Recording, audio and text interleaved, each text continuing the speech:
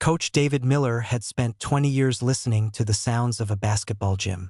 The squeak of shoes, the echo of dribbling, the clean snap of a perfect swish.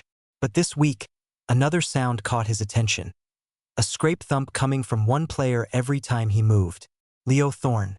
The 14-year-old point guard was usually quick and fearless on the court, but now he limped badly on his right leg.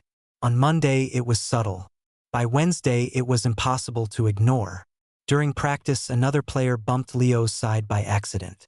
The boy gasped in pain so sharply the entire gym went silent.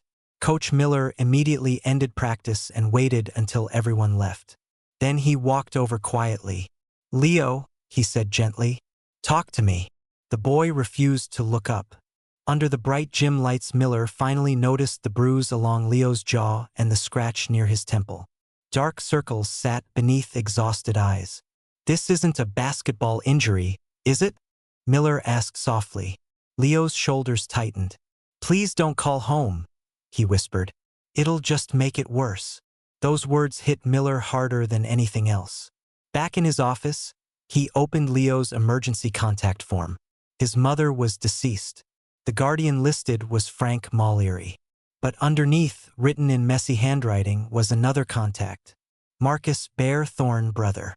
Coach Miller stared at the number for a long moment before dialing it. The phone rang 4 times before a rough voice answered. "Yeah. My name is David Miller. I'm Leo's basketball coach." Silence. Then instantly, "Is he okay?" The concern in the man's voice was immediate and real. Miller explained everything. The limp, the bruises, the fear in Leo's eyes. When he finished, the line stayed silent for several seconds. Finally, the voice returned, colder now. "Where are you, coach?" "At Northwood High. Don't move. I'm 20 minutes out."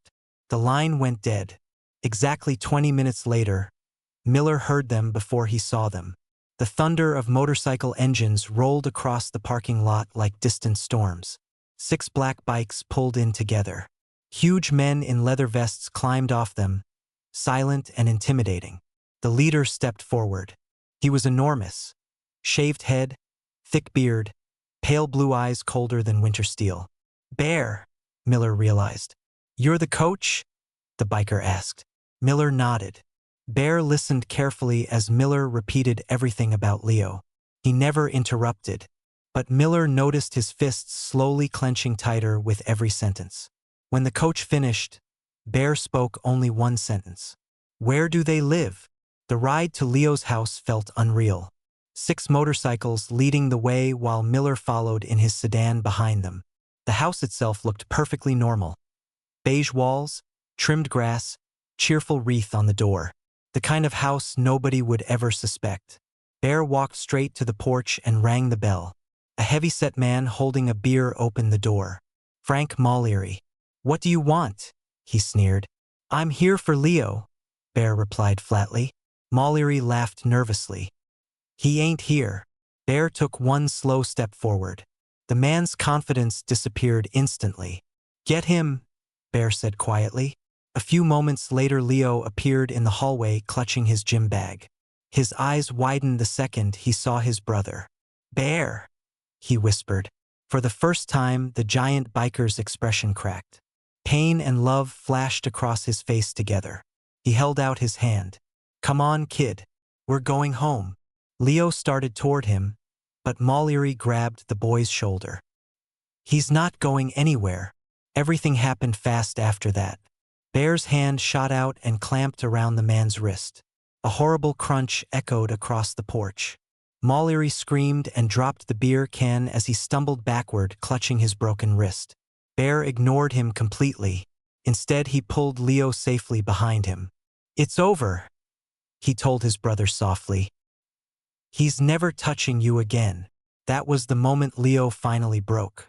The terrified boy who had spent months hiding bruises buried his face into Bear's leather vest and sobbed uncontrollably. Bear wrapped both massive arms around him protectively while the bikers stood silently nearby like guardians. Then Bear looked at Coach Miller. "Thank you," he said simply. Before leaving, Bear stared down at Mollery curled on the floor. "You leave this city tonight," he warned coldly. If you're still here tomorrow, we'll have another conversation. Nobody doubted him. Back at the school parking lot later that night, Bear stood beside his younger brother, while Leo leaned against him exhausted but finally safe. I owe you, Bear told the coach. I should have checked on him sooner. You're here now, Miller replied. That mattered most. In the weeks that followed, Leo moved in permanently with his brother. Doctors treated the injuries properly. The limp slowly disappeared. So did the fear.